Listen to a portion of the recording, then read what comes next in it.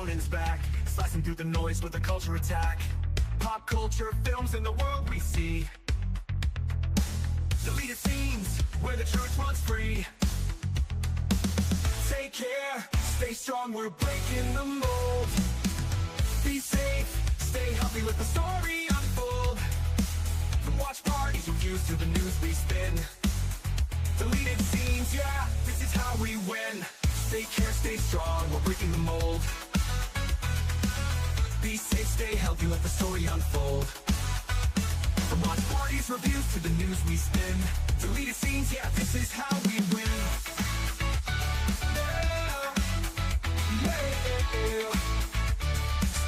Your YouTube brother, let's roll.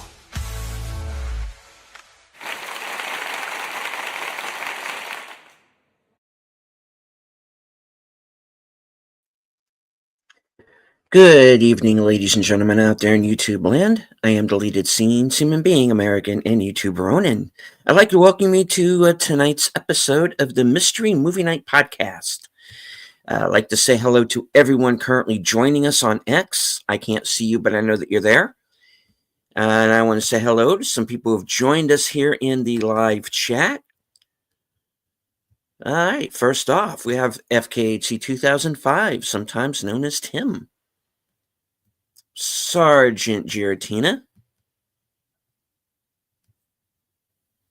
Channel member, the Tired Midnight blogger, Curtis Selby. Channel member, JPRPH1. Friend of the channel, Enigma Severus.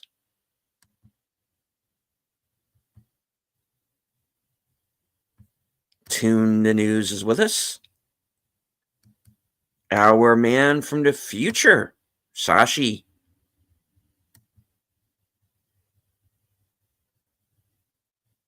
Logical Spark, good to see you.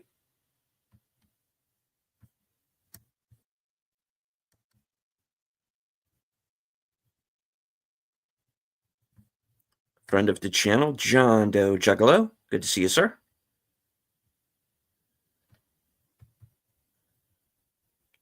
Faithful Blue Wrench channel member, the Bird Woman of YouTube, Connie Cleary. Watch out for her channel, Fluff Chick Productions. Angia Black has joined us.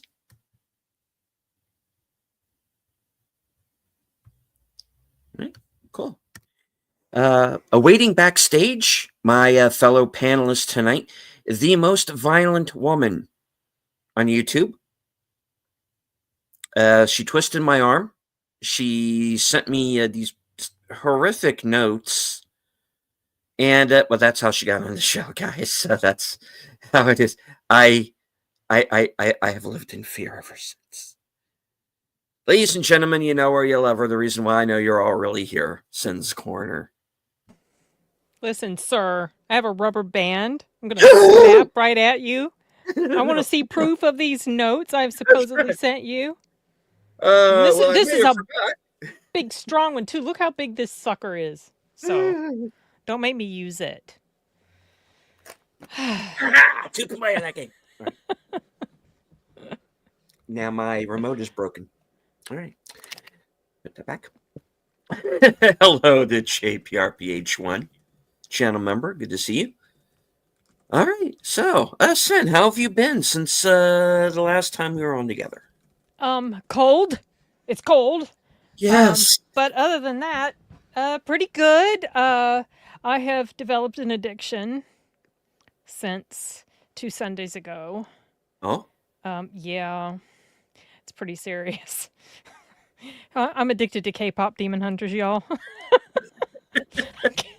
I bought the soundtrack today, and it's coming tomorrow, and I'm excited. So yeah, that's the biggest update with me so far. It's the front runner to win Best Song at the Oscars right now, so... Well deserved. There you go. Absolutely well deserved. And the more I find out about EJ, the woman who wrote a lot of the songs and performed as the voice of Remy, or whatever name, Rumi or whatever, she deserves it. She's a fantastic songwriter and an absolutely spectacular singer.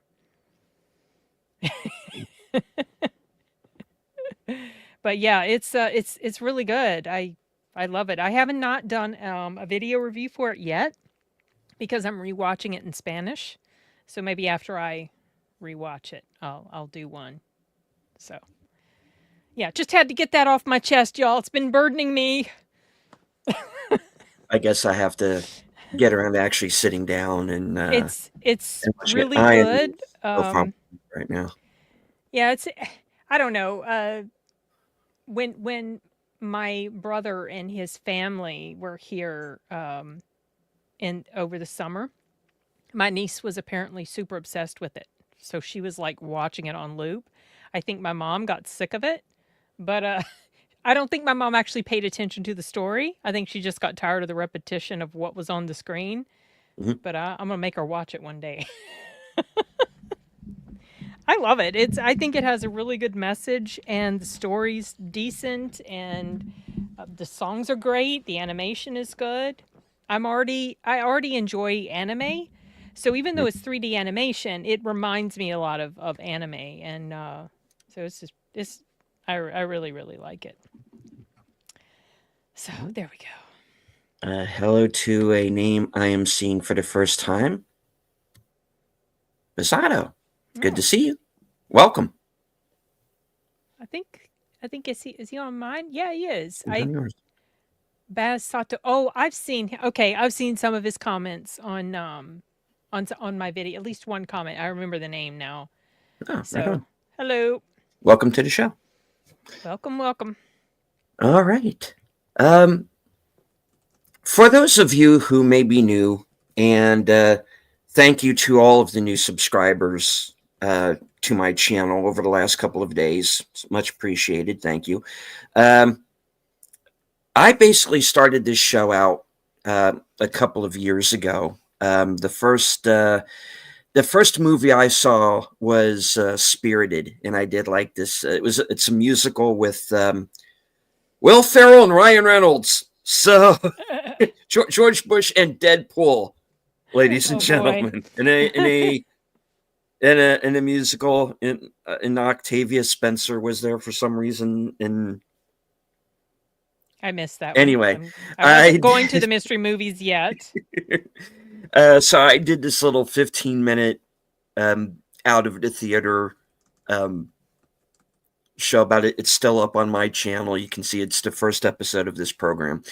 And I along the way, I met Sin through the Latino Slant, Paulie, and we both found out that we were going to the mystery movies. And so we decided to collaborate on a couple of reviews, and then just mutually decided to, hey, let's make a show out of this. Yeah, and someone to talk to about it. Yeah, and we started out doing the shows on the night, but then that kind of became a little, untenable. Yeah, it was, I'm glad we're not doing it on the night of, especially now that we have time zones to think about. But also, I don't stay up super late anymore, so it's just much more difficult for me. Right. So we went on. We did some episodes. We've brought on some guests who've become kind of semi-regulars. First off was Off the Cover. And then Kyle Corwith joined us. And since it is Veterans Day, thank you to all the veterans out there. Watch Kyle's video. Go to Kyle's channel. Oh, yes. Afterwards. And go to Kyle's channel and watch his review of Warfare that he did with a real-life veteran. So please check that video out. One of the best videos I've seen on YouTube this year. Great conversation. So please check that out. Great conversation indeed. And then of course our new member of the panel, Wilky's Movies and Music, Corey. So that's kind of where we are. And then we're back down to just the two of us again. I know. Sometimes it doesn't. I did invite D Movie Man. I did I was doing live stream with D and Kyle on Latino Slants, and I told him anytime he's ever interested, if he goes to the Mystery Mondays and he wants to talk about it the next day, just let me know. So he's kind of got an open invitation. I think you know, I don't Oh, know that absolutely. he'll ever join, Yeah, but okay. I think that he would add something good to the he would. conversation. I always He like would. It would be listening fun to to have him on. his thoughts. Yeah. I've been wanting to do a stream with him for a while, and I've never had the chance. Yeah, So I I'd appreciate. love to have him on. I have parted. I have not parted ways, but we have taken different pathways with regard to this particular movie. I know what he thinks about it. The Oh, one that we're talking about tonight. Yeah, I didn't watch the okay. review yet, but I know kind of the gist of it. Okay. So Well, yeah. all right. Well, I'll be looking forward to that. All right. Well, let's just go ahead and let the folks know. Uh, There it is. It's in the and yep, eternity, like we kind of figured, or I did anyway. I'd been hearing what it was going to be. no, So I thought it was going to be the Now You See Me part 86 or whatever. the third Right one, now. one thing that made me know it was not going to be that was because at my theater where this mystery movie was, they were having a public screening, a free public screening of Now You See Me 3. So I knew it was not going to be that. Because that's happened before where they've had screeners open to the public of films that folks have thought might be the mystery movie, and it's not. It never is. Also, the inside source confirmed it on Reddit a couple days ago. So, yeah, it was Eternity. Different. Sorry, that's my dog Yeah, barking. it's okay. All right. Well, this film is how, hello to a Real Wade Nation Gaming Clips. How do I It's how do I different. describe this movie? What Dreams May Come 2025. So I don't remember. I think I That's saw What Dreams May probably the Come, best but I way. don't remember much about it. Um, this was an interesting premise. It is. So for those of you who haven't seen the trailer, so we already got response about the trailer that it looks stupid. So when I saw the trailer, I was like, not interested. Hmm. And then I remember reading articles about, oh, it's got this big gay subplot and how great and wonderful that is. And I'm like, what the hell are you talking about? After I There saw it, was? like, what are you talking about? There was one character that was gay, and it wasn't even this big huge subplot. I was like, what? Okay, No. whatever. Anyway, basically, what it is that this man and woman, they've been married for 65 years. They're on their way to a gender reveal party, Hmm. and the husband, I think it was the husband, Larry, he Hmm. said, people have died at these they had these things. I'm like, oh, okay.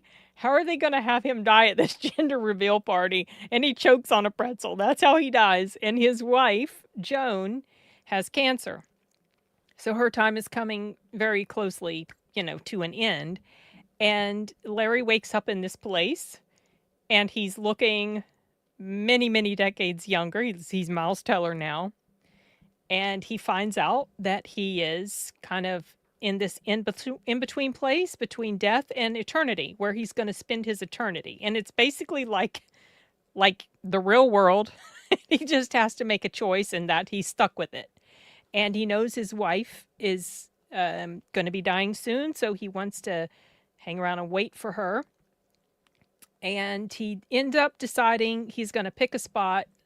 He thinks he knows that's what she'll like. And he's on his way there when he sees his wife, who now looks many decades younger, coming up the escalator. And so he changes his mind about where he's going. And then what ends up being revealed is that the bartender who had tended to him before his wife arrived is the wife's first husband who had died in the Korean War. So she has to make this choice between which man does she want to spend her eternity with. So it's kind of like this love triangle of sorts, but it's done in a different way, and they explain why they look different. that was the moment that they were their happiest. So when they died, even if they were much older, they reverted back to their younger self. Because that was my first complaint. How in the world is he younger? Then they explained it immediately. And when they get there, they have these, what are they called? What are they called? The The AC? ACs. The Yeah. ACs. And that's the afterlife coordinator, or yeah, something like that. And that's the person that's kind of going to help them decide where they're going to go. And they get into this competition, the two ACs of the man and wife.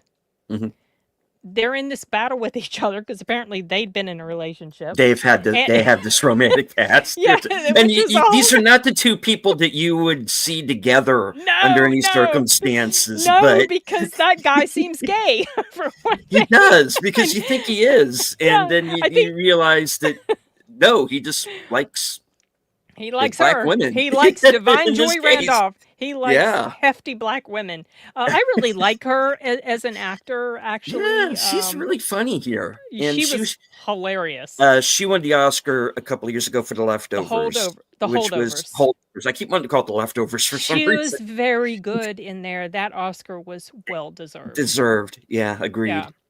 But I didn't care for her in there was another called Shadow Force that came out earlier this year, and she was in there. I think she was terribly miscast. Shadow Force was this year? I think it was this year. It's been a long year, folks. I thought it was this year. But I think it is. Yeah, I think I it is. see so many movies. Anyway, yes, Sashi, she did, and the second husband had seen a photo, but he didn't put two and two together. It didn't even occur to him at all, because I guess he just assumed. Well, number one, he wasn't even thinking of the first husband at all. So he doesn't find out until later. So thus begins this competition, this comedy. Okay, yes, thank you. This year was Shadow Force. I actually enjoyed. Yes, it's Rachel. Hi, Rachel. I actually enjoyed Shadow Force. For what it was, I thought it was pretty fun. But the comedy is this: the whoever runs this place.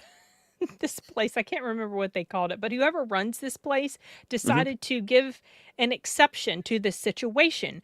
The wife could go and visit the two different eternities that the husbands wanted to pick out, and she could make her choice. So she's in this terribly difficult position. She loved both of her husbands. Her first husband, they never really had a chance to spend a life together. So that's the whole thing. And I'll go ahead and get it out of the way. I actually really enjoyed this movie. It touched me on certain levels, just really grabbed me emotionally.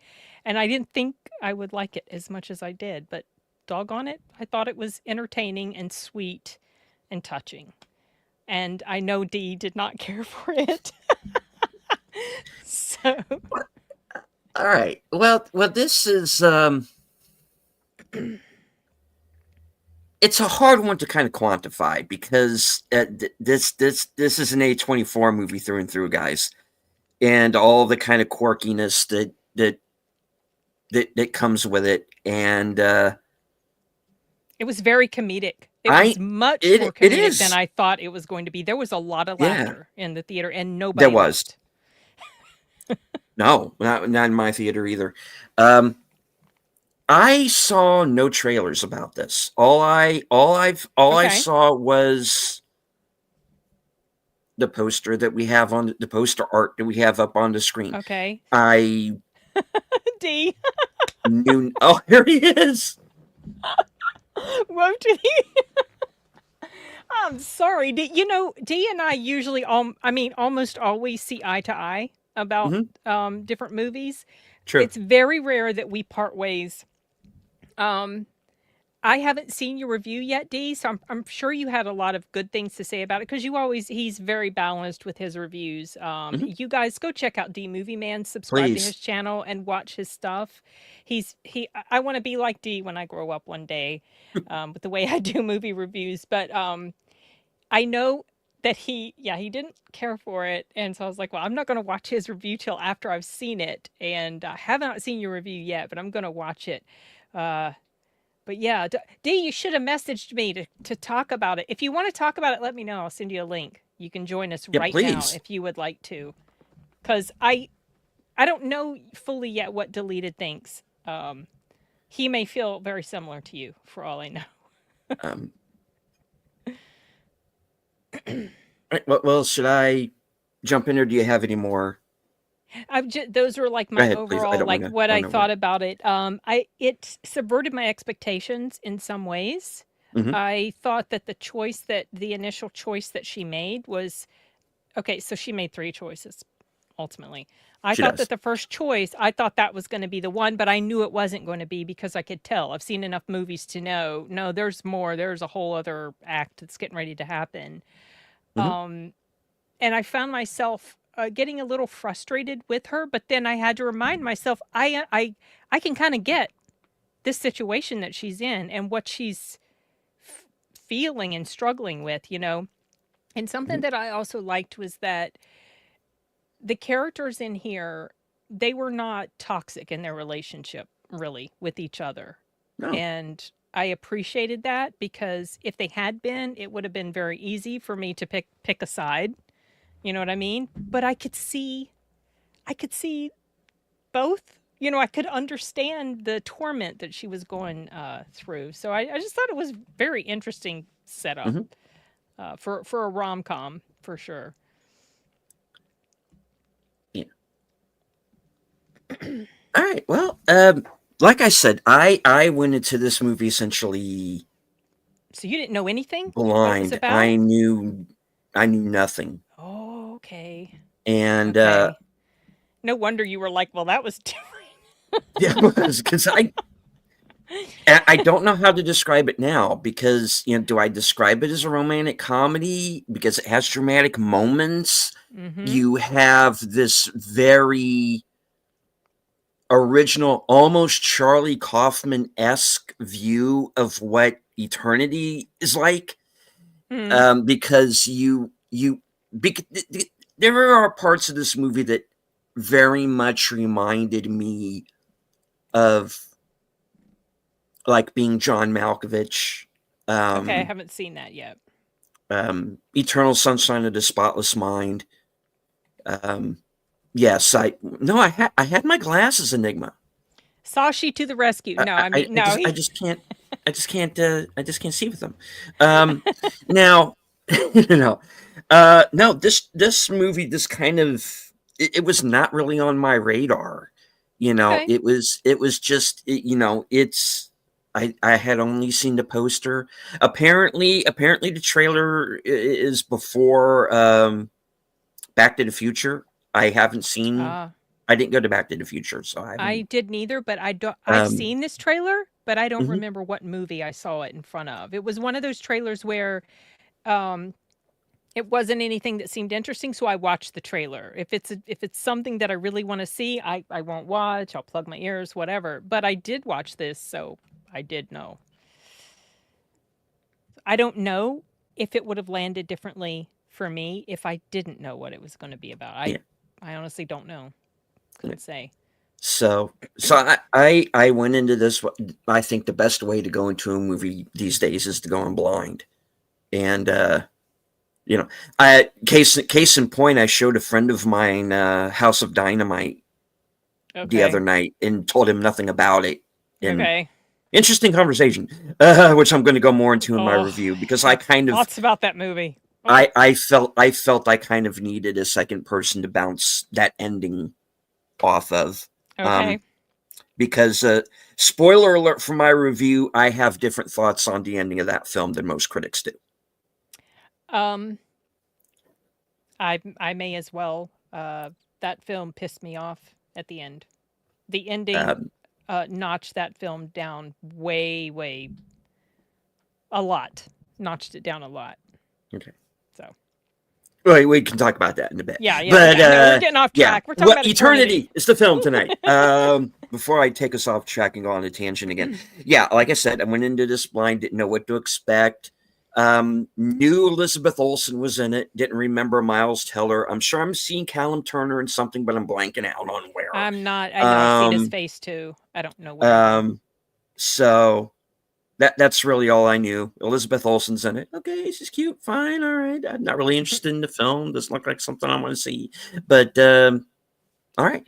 So got there, watched it. Found out it was like, oh, and of course in our group chat, since it's going to be eternity, and so I looked it up real quick. A24. I know, you're like A24 rom-com. Oh, and I'm know. like, Jiminy fucking Christmas. I wasn't super elated about it either. I think I would have maybe been happy with Now You See Me 3 or Now You Do, whatever the hell that movie is. But I didn't figure that I would just hate it. Like there have been other rom-coms, like Oh Hi is billed as a rom-com. Oh my god. Oh Hi is not a rom-com. I'm sorry, folks, it's not. All right, we're getting off tangent again. All right, I'm doing this again. Damn it. Well, I can take my time this week, so that's right. Right. So yeah. I have kind of mixed feelings about this movie because it was a bit of a slog for me in the first half. Mm-hmm. And I was going, okay, I'm having a little bit of trouble kind of liking the characters because there was so much back and forth. And, this one's going to go with this one and then that one. And then I was just like, can we speed this along? Oh, he was in Boys in the Boat. Okay. He's that guy. Okay. That's Okay. I remember now. Yeah. Okay. I did see that. Okay. I remember who he is now. All right. Boys in the Boat. All right. So it was one of those deals where I was finding myself more interested in the supporting characters than the people who are in front. I was looking at things in the background. Yeah. Because there was so much going on, and I really wasn't interested with what was going on in the forefront at the beginning. So I found myself getting, as I oftentimes do with movies like this, getting lost in the art direction and getting lost in what was going on in the background. And this movie's idea of eternity, like finding out, was interesting. Finding out that there are different eternities. Yeah. That you can go to. And there are things going on in the background that would be major scenes in other movies. Okay. Okay. And I because you're picking up these little bits of dialogue that's happening in the background of these people. You just kind of, the camera just passes by. Okay, that's an interesting conversation. I want to hear more about that. What? Why doesn't anybody ever go to the library world? Oh, yeah. And I'm like, I want to go. I'm good with that. No, right. That would be awesome. And someone was like, had tried to escape Museum World. Museum World. Like, I'm so tired of looking at the same painting. Yeah. All the same paintings. It was funny. because like every place else, eternity has rules. Yes. And one of the fun things for me watching the movie was learning these rules as they go along, and these kind of interesting little side characters that they run into along the way. Not just the ACs, but you have like the guys who are kind of like the police, the security among this world. So you can kind of get a little bit into them. There's a section of eternity that's called archives, where you can go down this hall, go into this building, go down this hallway, and you will see these little scenes from your life. And the ticket taker is this guy Fenwick, who I swear steals. Who was that guy? I thought it was Bronson Pinchot, but I don't think it's him. No, it's not him. But this guy, he steals every scene that he's funny. in.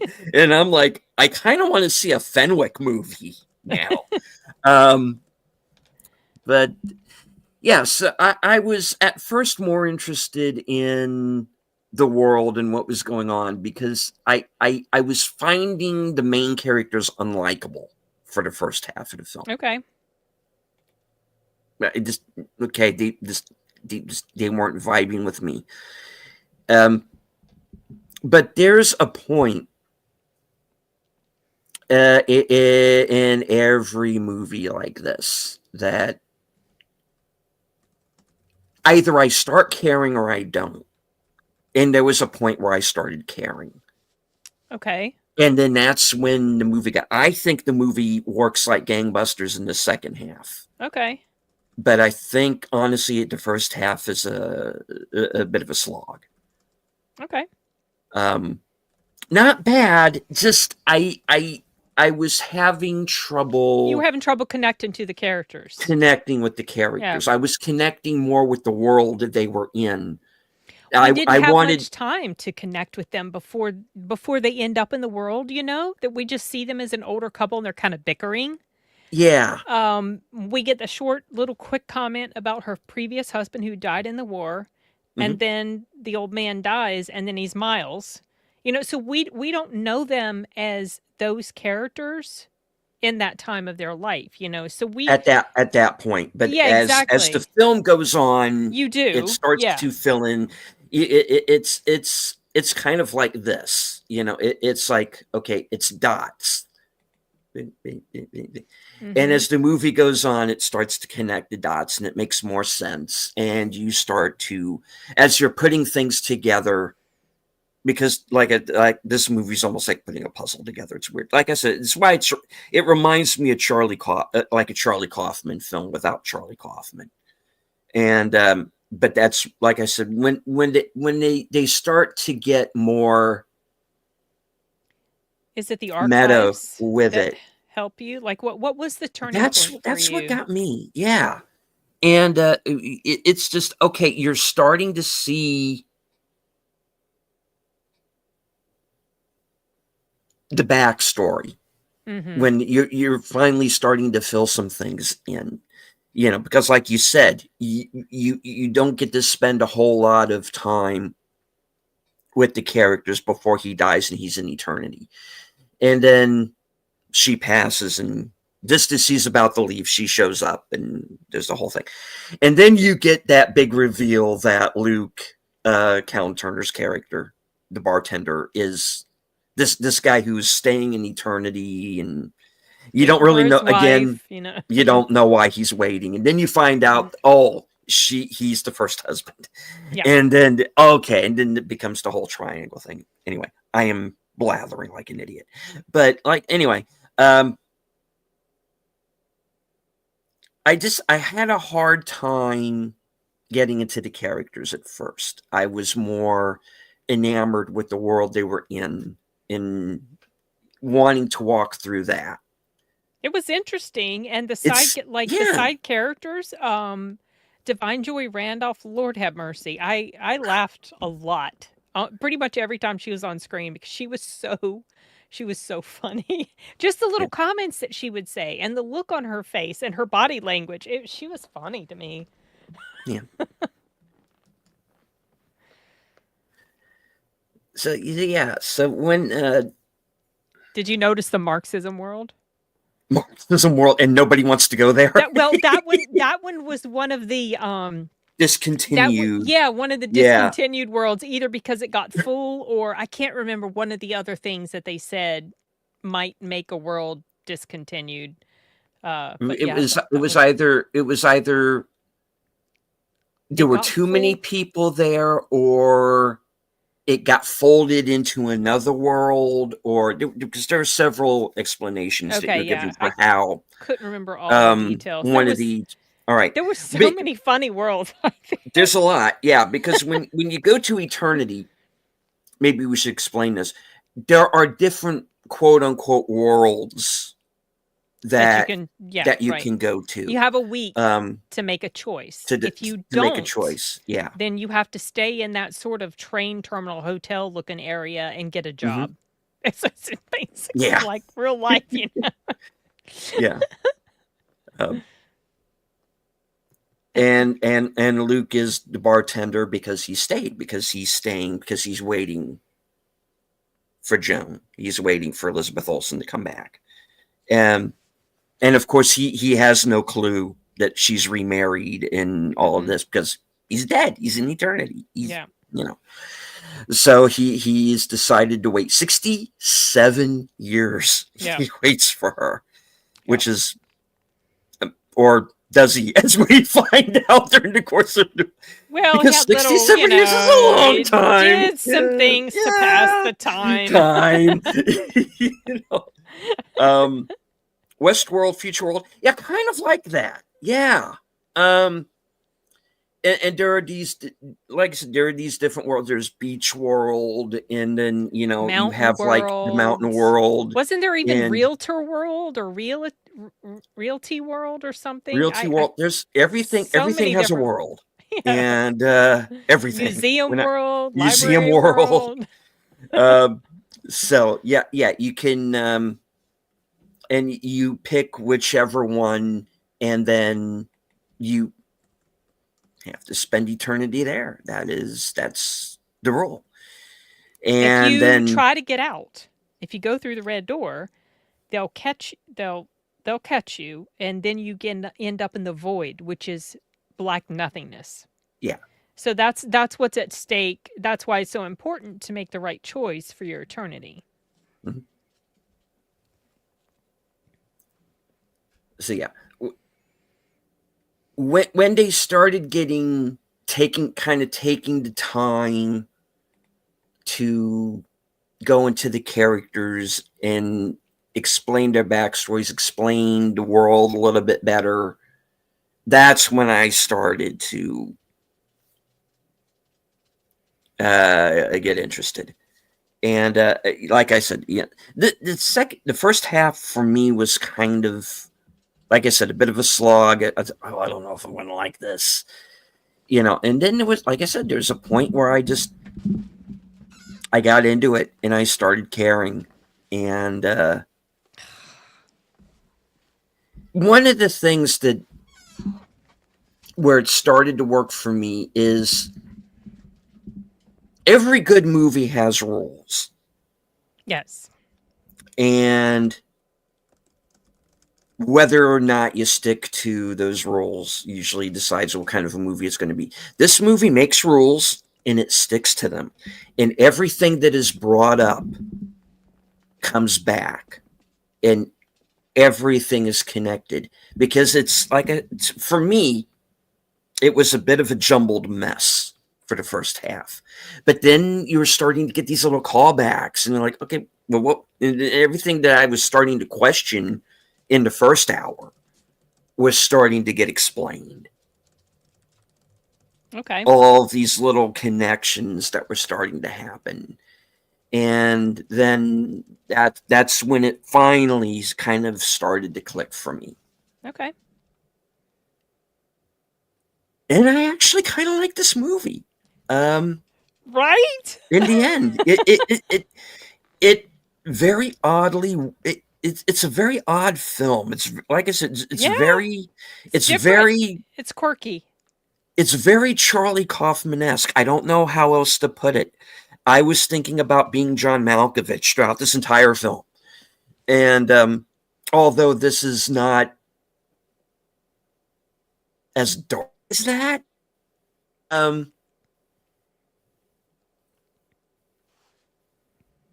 I found myself, it was starting to win me over. And is this movie going to be in my top 10 at the end of the year? No. But it's not going to be in the lower half of things either. And it's a movie I went from being kind of bored to starting to get kind of bored to, this movie's actually trying to say something now. It's taking its time doing it. That's true. Yeah, because it didn't really have to win me over too much because I got swept up in the comedy of the moment. I found myself laughing much more than I expected to, along with the rest of the rest of the audience. So it didn't have to really work for me too hard, but where it really sealed it for me was when you started to see things get so much deeper on an emotional level, and Mm-hmm. the messaging and what they all had to figure out about themselves and about each other, and this self-sacrifice that was going on, at least with the two men, and she's caught in the middle and very torn because she loves them both very Mm-hmm. much, and I just I like what was said at the very end when she was trying to explain to one of them what love is, what it's not just this one moment, it's all of these moments. Mm-hmm. And I really appreciated it. I thought it Yeah. was a very touching message. And that's what makes those little scenes in the archives just that much Yes. more Yes. important, because like I said, those Mm-hmm. are your fill in the blanks moments, because these are the moments that these people have chosen, for better or worse, to To remember. remember. Mm-hmm. And You they're know, not all lovely and beautiful moments. Some no, of them and were some of them are kind of, sad, very, some of them are sad, some of them mm-hmm, are just, dark. you know, dark. Yeah, and that's why I said it. The whole bit with the archives reminds me of when they're in Being John Malkovich, where you go into this portal and you come out and you're John Malkovich. It's weird, Yeah. but it's like, but in this case, it's like you go through this portal and you're yourself, and you realize you are reliving all of these different moments in your life. And because I am someone, I always hate it when somebody says, you know, forget the past, or one of the reasons why I hated Last Jedi so much was that, I oh, never watched that. let the past die and all this, kill it if you have to, and all this. It's those moments in your life that make you who you are. Yes. And that's what got me, and that's what won me over, is that these little scenes are these people's lives. This is what made them the people that they are. Mm-hmm. You know she spent her most of her life with Miles Teller, so she had that life with him. But when it comes to Callan Turner, because she loses him so soon, So early, yeah. She missed him and her whole life too. She yeah, still loved him. and there's, because of course she would. Yeah. That's you like, it know was so relatable what she, not that I've lived through that situation, but I can understand because I could put myself in yeah. that situation. What if this happened and I had a second husband, and then, like, so I could completely identify on a certain level with the struggle that she had. Mhm. And it was, ooh, that's rough. That's talk about being caught between a rock and a hard place. Yeah, She really was. because everybody, even when it comes to the ACs, everybody has this. Everybody has a choice that they have to make. Some kind of, you know, some kind of sacrifice that they have to make in Hmm. order to go on, which Yep. they need to do, or else they're just going to be stuck in, essentially, in this train station Yep. forever. And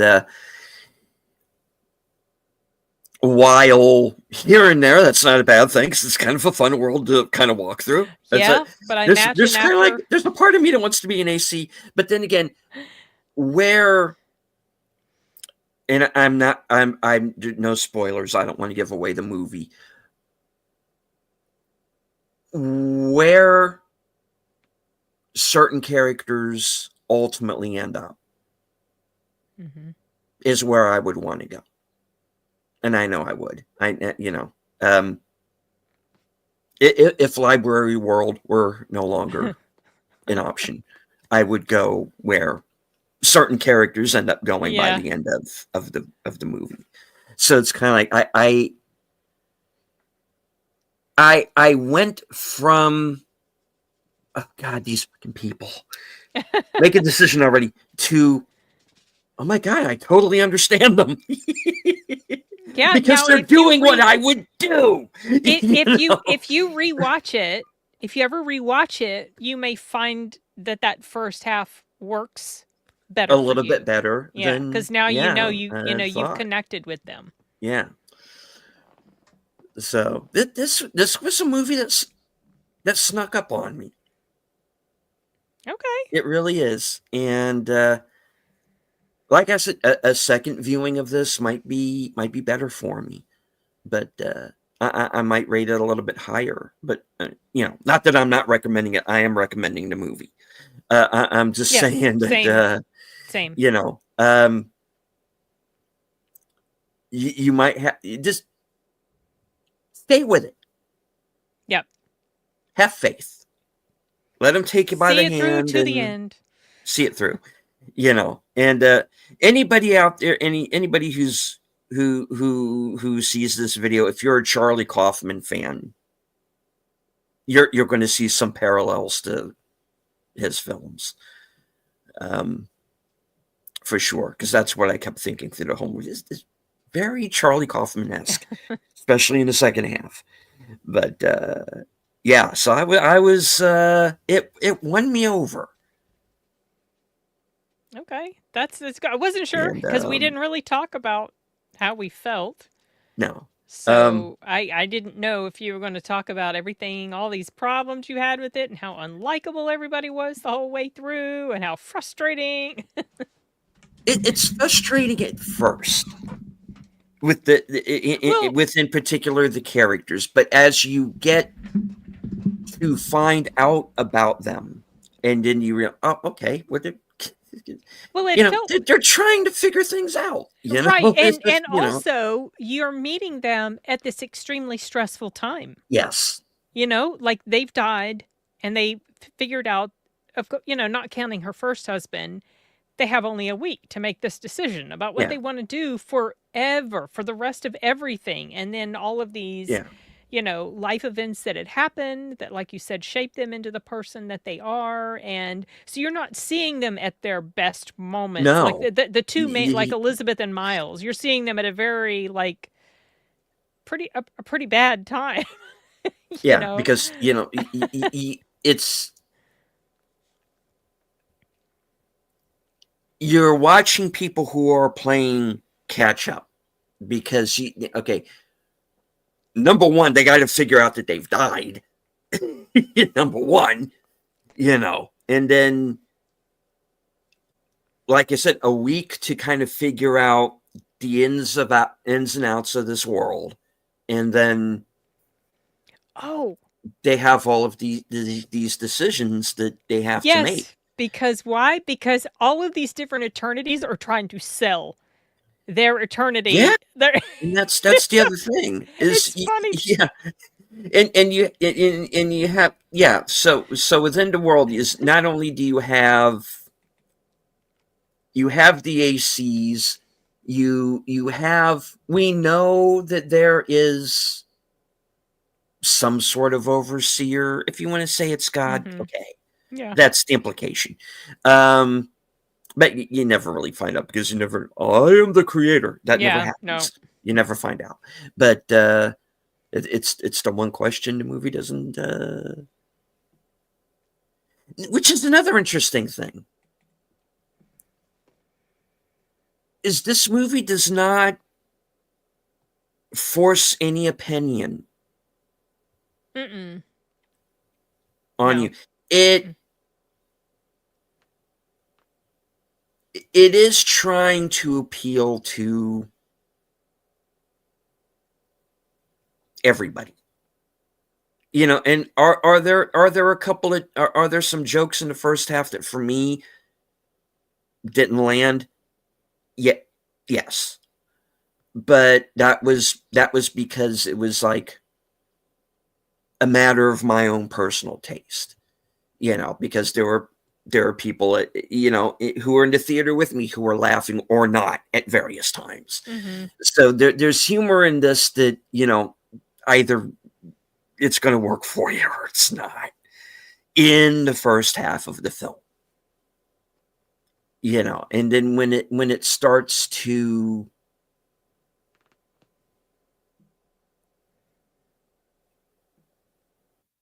focus a little bit better, and you start to get to know the characters, understand the world they're in, all these different eternities, all these rules. It's almost like you are going through that time along with them.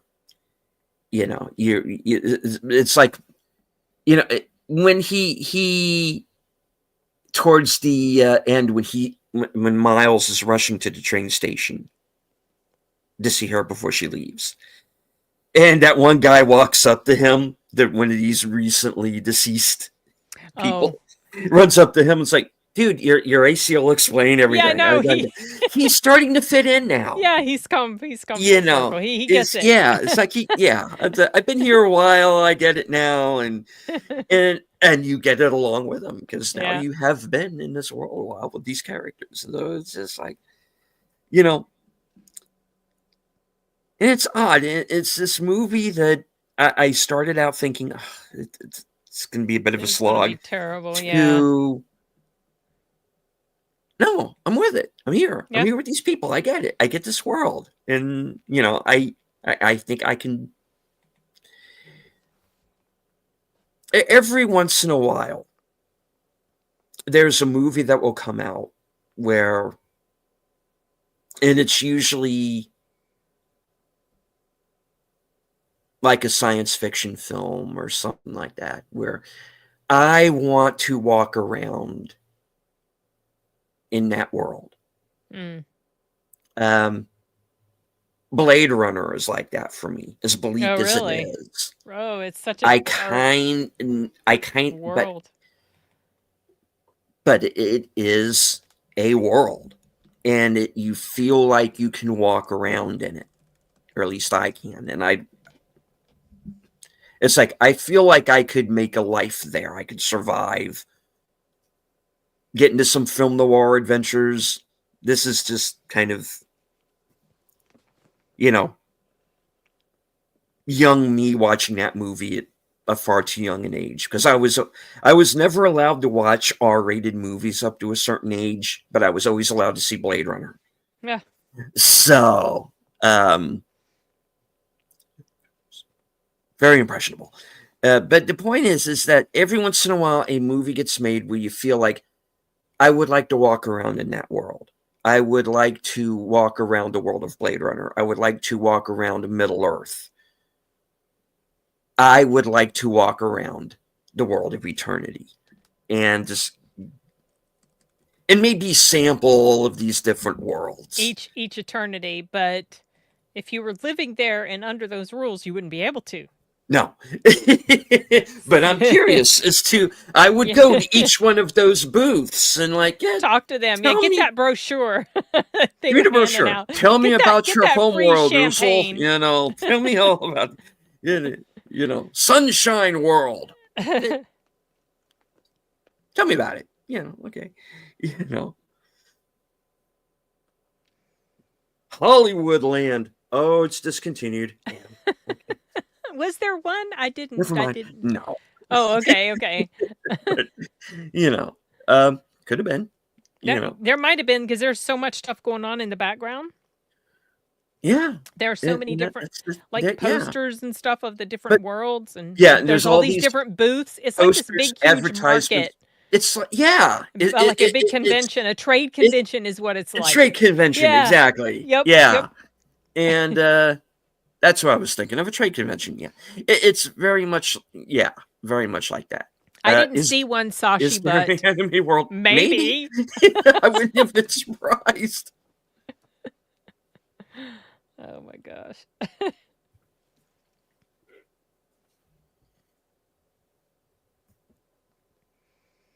Yeah. So like the lobster. Yeah, I he haven't seen mentioned the lobster, earlier. but I'm aware of it. I haven't either. Kind of, sort of. I guess because that's another movie where it's like an afterlife kind of situation and having to decide where you're going to go after a certain point. I get it, but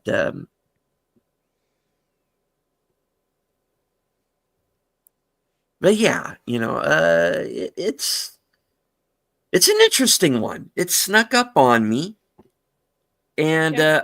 I am recommending it. Is it going to be Yep. for everybody? Probably not. This But I'm isn't one just I saying. would have chosen to go watch. This is one No. of the ones that I wouldn't have chosen, but this is also one of the ones that I enjoyed, and that's happened a time or two with the Regal mystery movies. Yeah. So it might be an honorable mention So, for me. Don't know yet. yeah. I did not hate it, and I'm looking forward to. I'm looking forward now to me be giving this movie a second look because I might bump it up. But Yeah, I wouldn't mind rewatching it. yeah, I am. I'm recommending it, guys.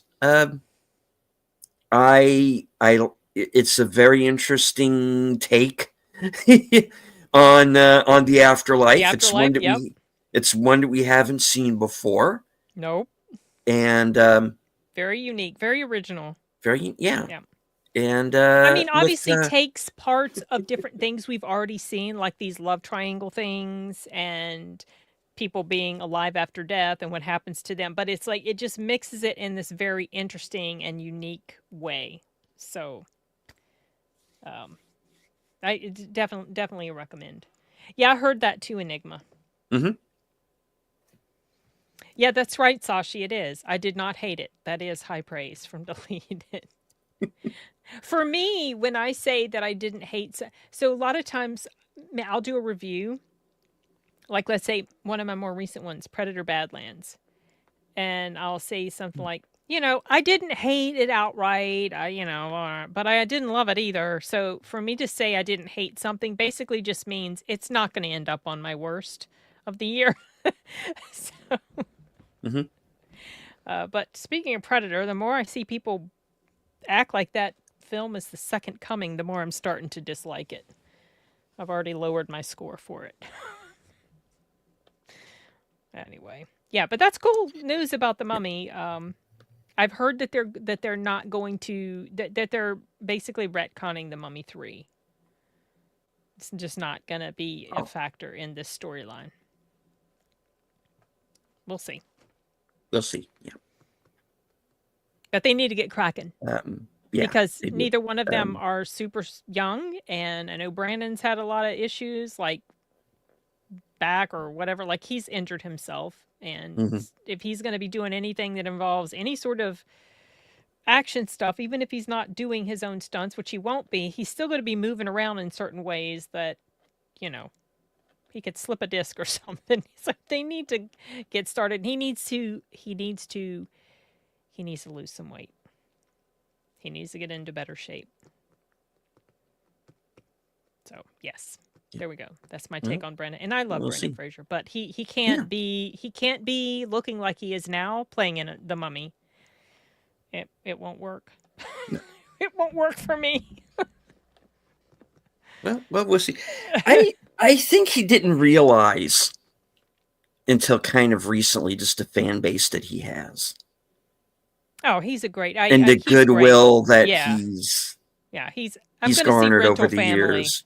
Yeah, I'm looking forward to that. That looks interesting. They say he might get another nomination for it, and I wouldn't be surprised because the trailer looks like it's something that will just pull on those heartstrings.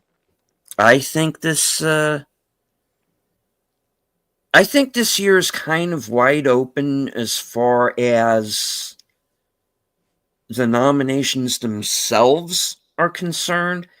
I think I'm with everybody else. I think they're probably going to give Best Picture to that One Battle After Another thing. And I did decide I didn't want to watch it. It wouldn't it wouldn't surprise me in the slightest if they did.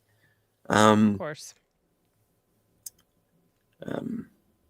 We did Yeah, that. I didn't even hear Yes. about that, Sashi. I didn't even know that they had. I mean, I didn't even know that anything was going on with that. There's like a 1 minute teaser. That's basically what's not even that. It's basically a title reveal.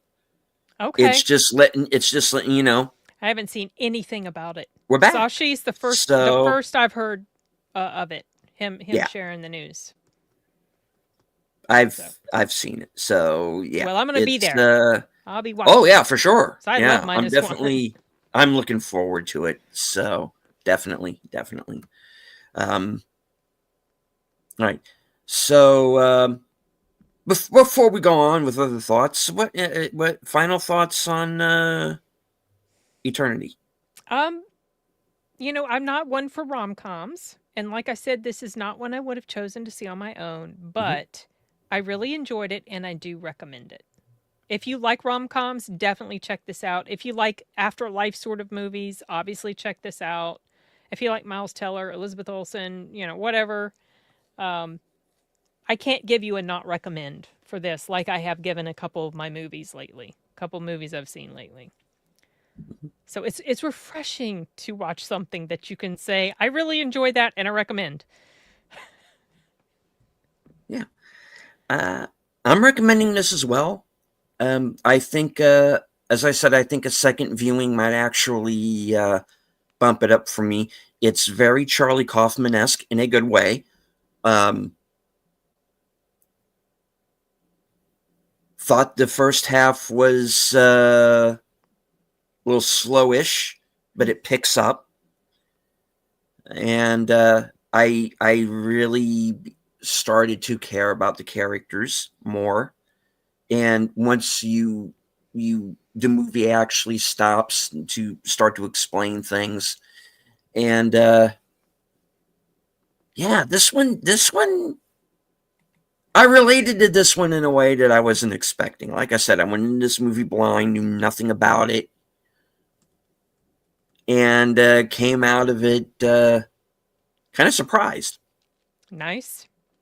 That's and it is good to hear. And so my recommendation would be give it a chance. Yep.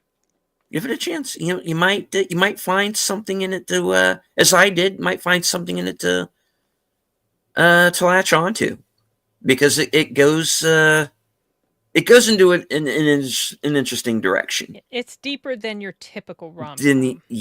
This is a movie that's actually trying to say something about life and about love and life, yeah. Mm-hmm. And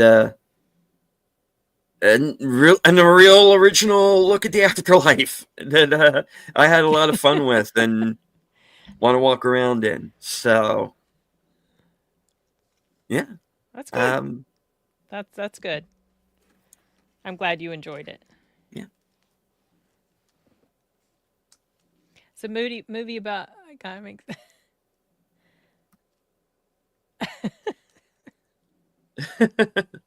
Charlie Kaufman, yeah. No, it's not a movie about Charlie Kaufman. That's adaptation. No, that fictionalized version of him, obviously. But yeah, I mean, if like I said, if you liked like Being John Malkovich and Eternal Sunshine of a Spotless Mind, What Dreams May Come, it reminds me a little bit of that, because again, that was a movie that takes place mostly, in an afterlife that has rules, and you're kind of following this character through it. Yeah, and this movie is obviously a little more lighthearted than those, but yeah, it reminded me of good movies. I wasn't sitting there going, "Don't remind me of a good movie while I'm watching your sucky movie." This movie does not suck. Mm-mm. It's an interesting movie, and just if you're not down with A24, just kind of put that aside. Give this movie a chance. I mean, it's quirky like an A24 movie Yeah, would be, but some A24 movies are pretty doggone decent yeah, and this is. I guess what I'm trying to say is this is not quirky for the sake of being of quirky. being quirky. Yeah. Everything, and this is what made it so interesting to me once I realized where they're going with the story. Everything tracks. It doesn't deviate. It's you are placed into a world that has rules. The movie itself has rules, and it doesn't break them, and it doesn't deviate. There are a lot of there are things that are said at the very beginning of the movie that come back around later, Mm-hmm. and I like that when there's something that seems like a throwaway line, and then it leads to something major at the end. That I like. That is a screenplay that is written by somebody who thought it out. And thought out all of the angles and decided this is the direction I want to go in, and we're not going to deviate from that. It was interesting. Who had written this? Did you? I know it's co-written by the director of the film, who I have not heard of. Okay. So, yeah. I knew a few people in front of the camera, but the people who were behind didn't know any of them. But interesting film. And hello. Hey, Big Al. Oh boy, to House Big of Al. Dynamite. Oh my House of Dynamite. Yeah, this movie is interesting. Now, I'd be very curious to see what you think of it at the end of both films. Actually, to be honest, but yeah, how going? Yeah, so I think we're both recommending Eternity here. Yep. Okay. So yeah, House of Dynamite. Oh gosh. I look at the ending differently than a lot of critics do. I don't think it's a perfect movie. Don't get me wrong, it's not. I have issues with it too, but I think the clues are there.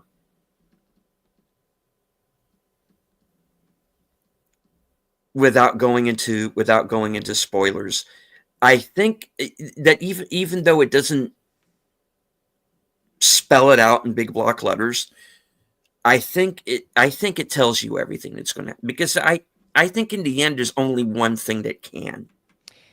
There was a thread happen. that they never really went anywhere with that I kept thinking was supposed to play a part, and that was the dudes in the fighter jet, the stealth fighter. They never went anywhere with that. It never, like, because I thought that was supposed to mean something later. Nope, didn't mean anything.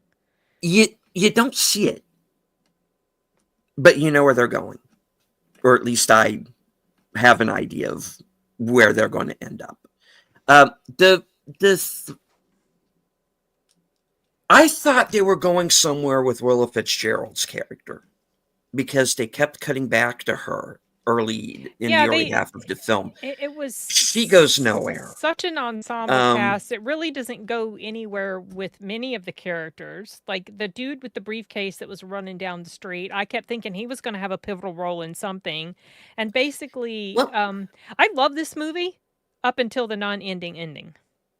And then that dropped it down from like probably a 4 or 4.5 all the way down to a 3. And I might even downgrade it more, just because I felt like we were led to this payoff that did not happen. And that really aggravated me. I didn't like it at all. I did not like how she did that.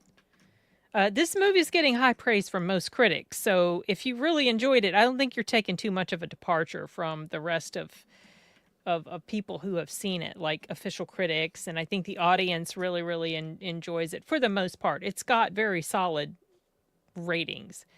But yeah, that hit a wrong note with me. It was a press screening where I saw that, and I know that one of my fellow Los Cinematicos with Latino Slant, Anthony A. Perez, he was at a press screening too, and a lot of them also were like, "That's it." So, but I've been seeing some pushback on my review for it from people who are trying to talk me into why this ending was great, and I'm like, well, you're not going to convince me, because I don't, for all the reasons I mentioned in my review, that ending doesn't work. The way that was chosen doesn't work for me.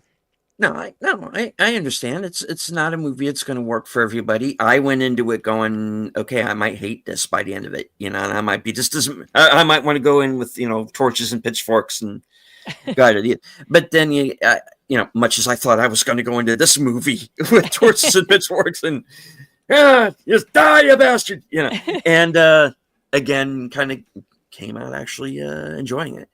I enjoyed it too up until. Really, like, I was some people were a little aggravated at the way the story was told, because, it was told in like 3 parts and that you were seeing the same thing happen from different people's perspective. I didn't mind that at all. But what it was doing was it was amping you up to this moment, then cutting away, then showing another, and amping you up. But then you get to the end and you're amped up again. And then, well, oh God. And I'll go deeper into it when I do my review. But I think the clues are there.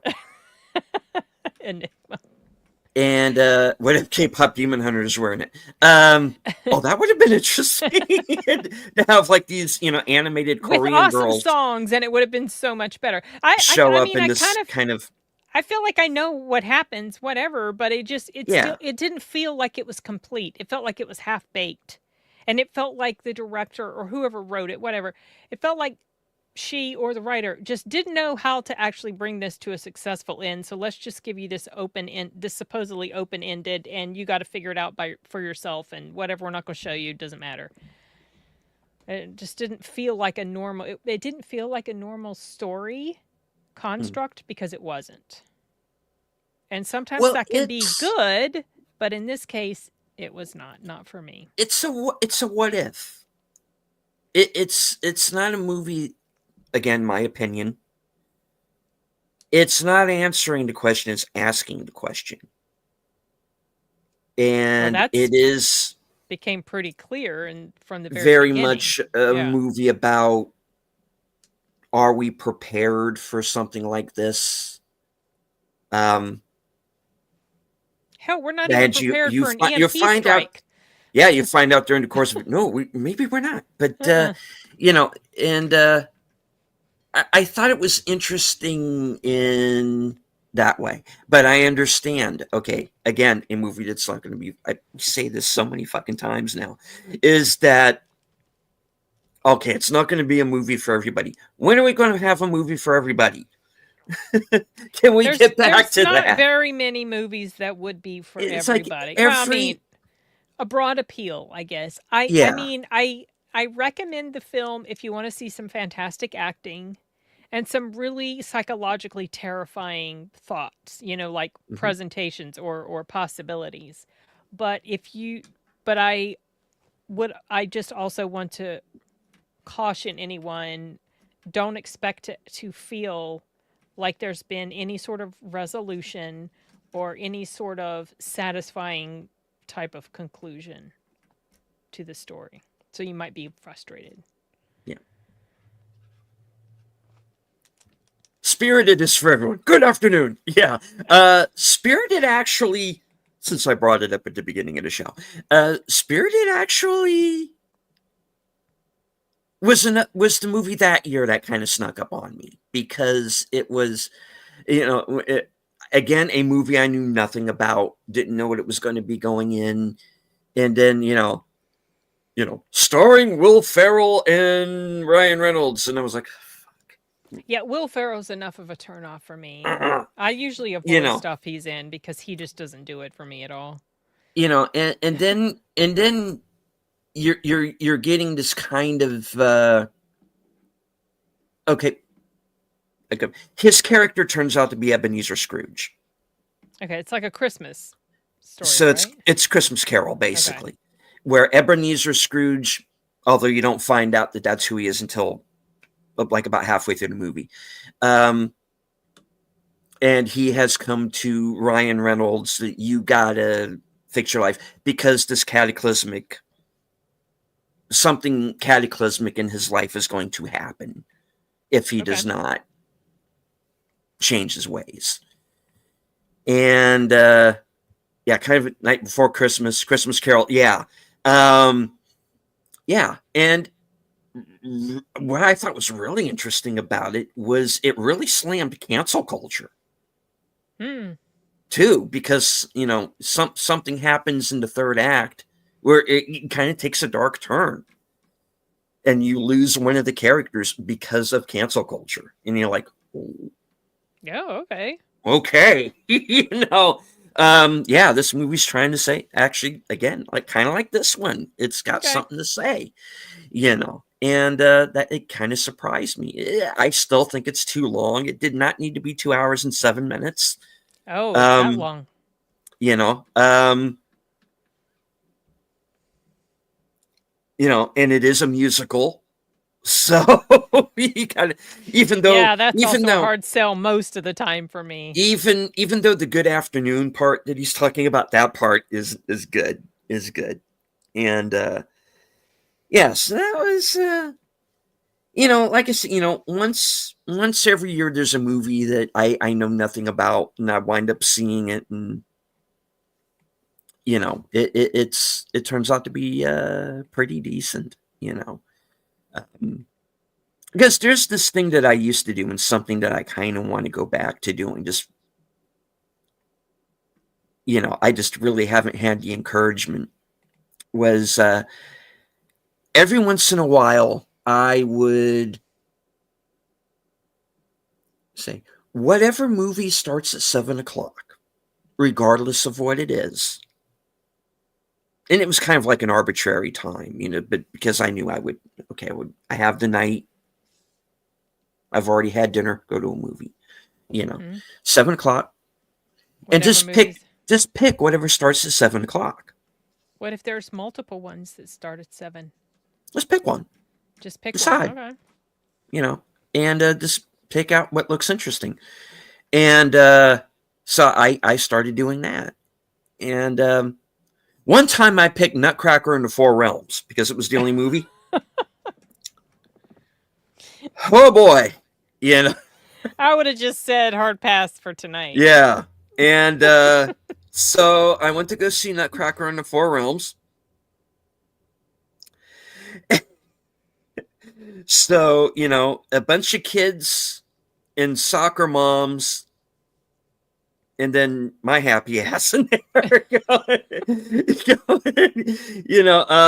I'm reviewing this for a website. I am not here to creep on anybody, ma'am, with your children. Hi, nice to meet you. Where are your kids? No. So I'm a film critic, ma'am. Yeah. So I'm sitting there in the middle of this movie where the director changed halfway through production. Oh. And you can tell because you have these two directors, one of them being Lasse Hallström, who comes from like independent foreign film, to Joe Johnston, who's like Rocketeer and Captain America. And so you have a movie that already it's kind of this melding of styles that are just not going to work. Morgan Freeman playing a German.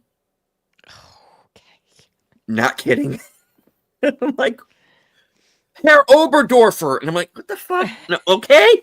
That reminds me of that guy in Nobody who was a Black Russian. The Black Russian. You remember I've that never met a Black Russian before. I get that. You know, so yeah, so Morgan Freeman playing a German, and then okay, spoiler alert: the Sugar Plum Fairy is the villain, played by Keira Knightley. Okay, all right. On helium, you know, yeah, this really high pitched voice. She sounds like this in the whole movie, and I'm like, what accent is that? You know, and then they get okay. So the whole ending of the film is that they have to fight these reanimated toy soldiers, and she's like rubbing up against the toy soldier, like, oh, it's so big, and I'm like, this is a kids movie. What are you doing, Disney? You know, because it was a Disney thing before Disney went completely off the fucking rails. So that ended up being one. That may very well have been the last 7 o'clock movie I went to, and I remember when scarred you so much, huh? Jeremy Johns did his 10 worst that year, and it was like Nutcracker and the Four Realms was like his number one. Yeah, I left before the credits because there was nothing. I don't think I missed anything in his last 10 minutes that was going to save the movie, and I went, no. What year did it come out? Oh, geez, this was. When was it? I think like maybe 2016, 17, maybe something like that. It's been a bit. Okay. It's been a bit. You know.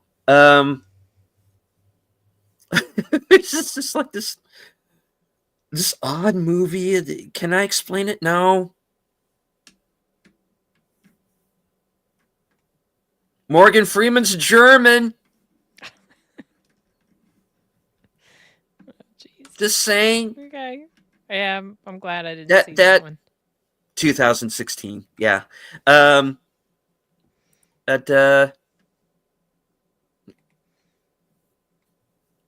Mackenzie Foy kid's nice. Okay. She was good. You know. 2008. What? No, I think I was it 18? Wow. Okay. I don't know. I've done everything to kind of delete that movie from my mind. But it's not good because it, like I said, the first half of the movie has a different director than the second half, and there's a point, and you can literally tell there's a point where that director walked away to when the new one walked in, and you can tell watching it, you know, big time. And yeah, and then again, you know, kind of a musical because there's dance sequences and stuff. Because it's the Nutcracker, of course. There's going to be dance sequences, you know. You're fine, you know. The movie makes no damn sense. What's the plot in the movie? Sugar Plum Fairy reanimates toy soldiers. What about the Four Realms? I don't know. We just see 2 of the 4 realms. I don't know. Yeah, started development 2006. Yeah, it's. I would think that a documentary about the behind the scenes of that film would be more interesting than the actual film. Yeah. And Hello to Bonzo Kilborn. I could see that. This is say 2018 was last year, or in 2019. From 2019 on, we split into a Rebel Eternity and it needs to be canceled. Agreed. I want to speak to the manager. I really do. I demand an explanation for this. I found something in my coffee and I don't like it.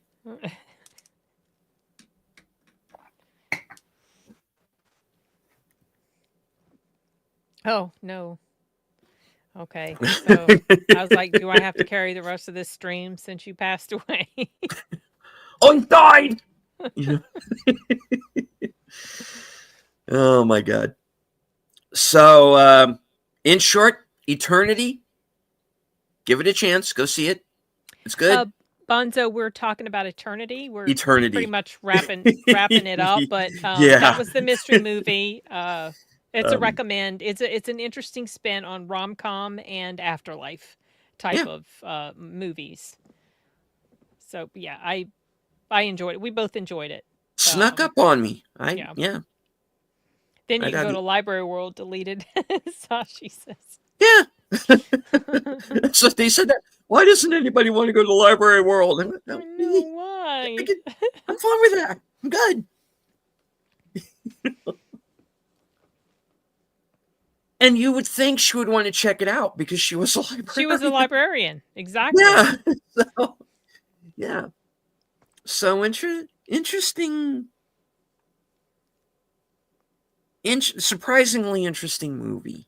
And an interesting spin on rom-coms and a very original look at the afterlife. So, and surprisingly quite comedic and touching at the same time.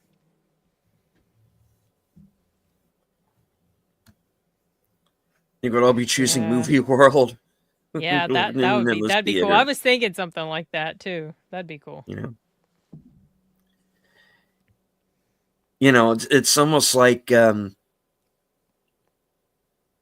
question they used to ask at the end of one of the questions that he used to ask at the end of Inside the Actors Studio.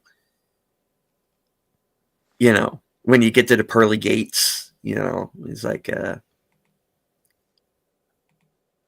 I would want to hear the show starts at 7. It's going to be Mozart, Jim Morrison, and Robin Williams is going to open. Your friends are in the back waiting. Come on in. That's what I would want to hear. And that's me. Yeah. All right. So I think we're going to go ahead and wrap it here. Sin, any what I have coming any up? last words? At 10, I'm going to be on Box Office Brawler's channel. It's going to be quite late for me. I don't know how long I'm going to be able to hang in. We're going to be talking about Master and Commander, which I'd never seen before. Oh, good one. Yeah. Tomorrow at 8, I'll be co-streaming with Sound Booth Theater. Oh, that reminds me. Lord have mercy. I need to create the stream. I keep forgetting to create the stream. We're going to be talking about The Lost Boys, Jumanji, speaking of Robin Williams, and what was the other one? Oh, Wrath of Man. Oh. And yeah. And on Thursday, I have a press screening for Knives Out 3. But I don't know when I'll My sympathies. The review out. I'm actually looking forward to it. I enjoyed the first one. Second one was not as good as the first, but we'll see what happens.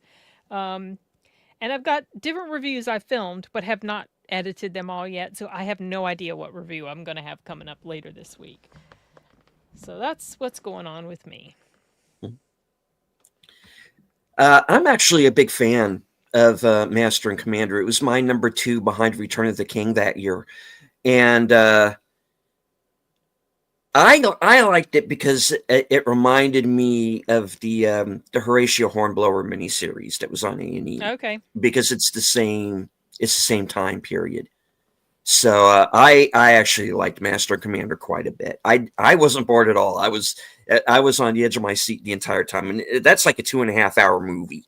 And I was kind of like watching it like this, or 220, something like that. Yeah, it's not quite as long as 2.5, but it is lengthy, and it does take its time. I remember it does. When it came out. Yeah. I don't think it did super well when it came out. Like it was kind of considered not the hugest success. I think because some people were expecting what you mentioned, Enigma. And it felt a bit slow for me, but I can't say I was bored. It was just like, okay, like it's just, and then once it was over, it's like, all right, well, that was an interesting journey. I enjoyed that. Yeah. Yeah, we did. We moved our clocks. We're on the time that I despise. Absolutely despise standard time, Sashi. I wish we'd be like Puerto Rico and stay on daylight savings time all year round. Sounds like Kilborn said, just watched the trailer. Hope the afterlife is a lot less complicated than that. Oh, you shall see. I know, right? In real life? Well, we'll see. And Yusron G says, got here late. The movie sounds like it had some problems. Not really. I thought it just took a little while for it to get started for me. But once it did, and it started to click, and it started to make a little bit more. When it slowed down and it started to kind of make its point. Like I said, I think a second viewing, I'll probably kick it up a notch. We'll see. But no, I'm recommending the movie, despite the fact that I had some issues with it early. But it kind of overcame those, and yeah, I liked it. All right. So, yeah, it was supposed to be, yeah, it is a book series. Yep. Yeah. All right. So, like Sin said, 10 o'clock over on Box Office Brawler, talking about Master Commander, so check that out. All right. Later on tonight for me, I'm not going to be in the show, but I will. There's no Sparkwood 21 tonight. The show is coming back after the holidays. We're taking a kind of a holiday hiatus, but we will return. We have probably another 30 or so episodes of that show planned. So we are going to be back next year or after the holidays. The exact date I don't know yet. When I find out, I'll let you know. I am, however, going to be in the chat for a brand new show that Troy is starting tonight. Where now that Blake 7 has completed, he's going to start a rewatch of The Adventures of Sherlock Holmes, starring Jeremy Brett, the PBS series from back in the day. So, Scandal in Bohemia, going to be the first episode. Holmes versus Irene Adler. Boom. It is done. It's going to be a fun one. And let's see. Thursday, don't know if there's going to be an action theater yet. I'm waiting to hear back from Bill. Right now, we don't have anything planned. I think he might be doing football. We'll see. But I at 11:15 or right after Thursday things is completed will be my program, Coming Attractions. My chance to let everybody know what I'm going to be doing for the next week, up to and including my appearance on Films with Friends, Friday night at 8. Big Al Presents, and we're going to be watching Cujo. And if all goes well, Corey's going to be joining us for that as well. Cool. Cool. And let's see. Saturday at 4 p.m. over on Pop Culture Minefield is going to be a discussion on Blade Runner. And from what I understand, Gary has invited a couple of people who were involved with making the movie. Oh, okay. So that's going to be an interesting kind of behind-the-scenes discussion on that. And, of course, join me Sunday night at 8 for Unscripted. And hopefully, if I can secure the guest, reserved seats at its new time, 11 p.m. So, you shifted it from 11:15? Yeah, Okay. because well, I guess I can bring this up. Sunday nights are basically going to be kind of a block. Unscripted at 8, Geeky Geezers at 9, then reserve seats at 11, because Troy is starting a new late night Sunday show Okay. where he's going to be showing Doctor Who, the original old school Doctor Who episodes. So, okay. yeah. I'm not sure who Jay Horton is, so I hope that's good. I hope that's a good thing. That's a compliment. Well,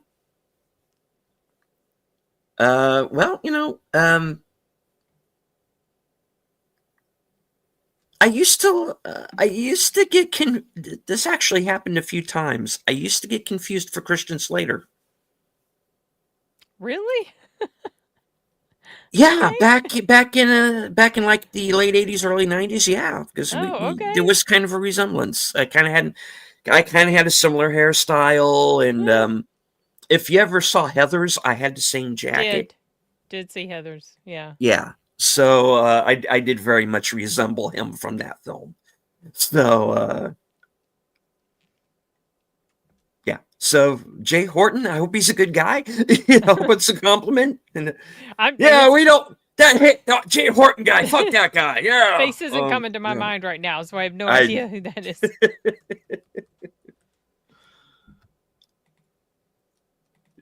Yeah, don't remember it. Yeah. True. Yeah.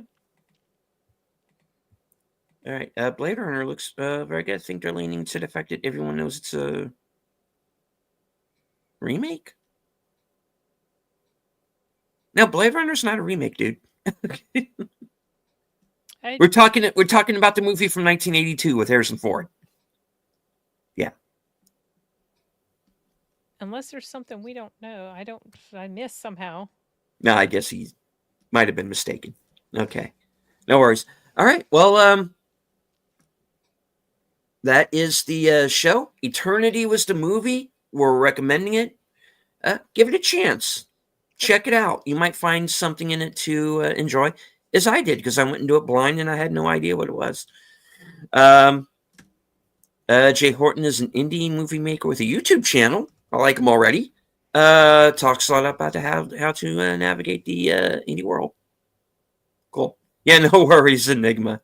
It's okay. It's okay. Hey, I'm here. Oh, he's thinking of Running Man. Yeah, Running Man is a remake. Yep. Yeah. And I saw a story earlier where they were asking Schwarzenegger what he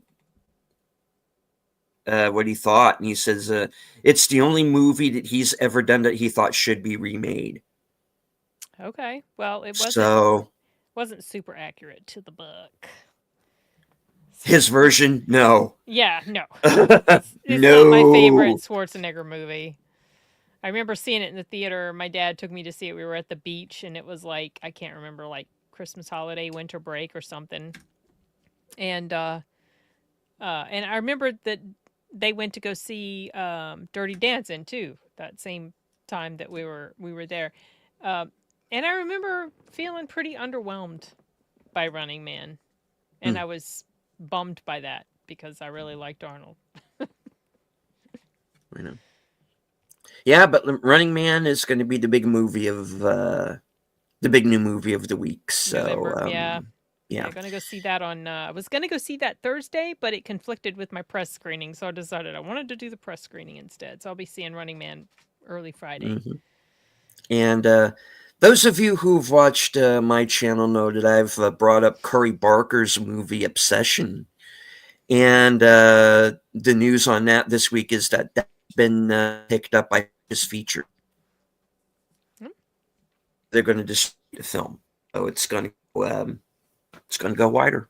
So congrats to Curry and Cooper and the gang over there at the That's a Bad Idea channel. Congrats on the movie. I'm hearing good things. I'm hoping to see it soon.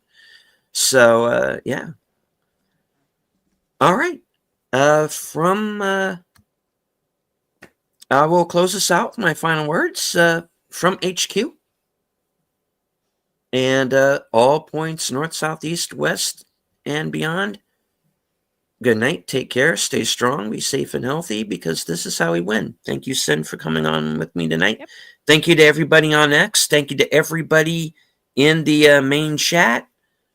It was a fun one. Thank you, guys.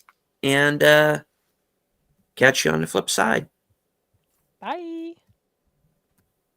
There is theme music. I will now play it. Cool. Right.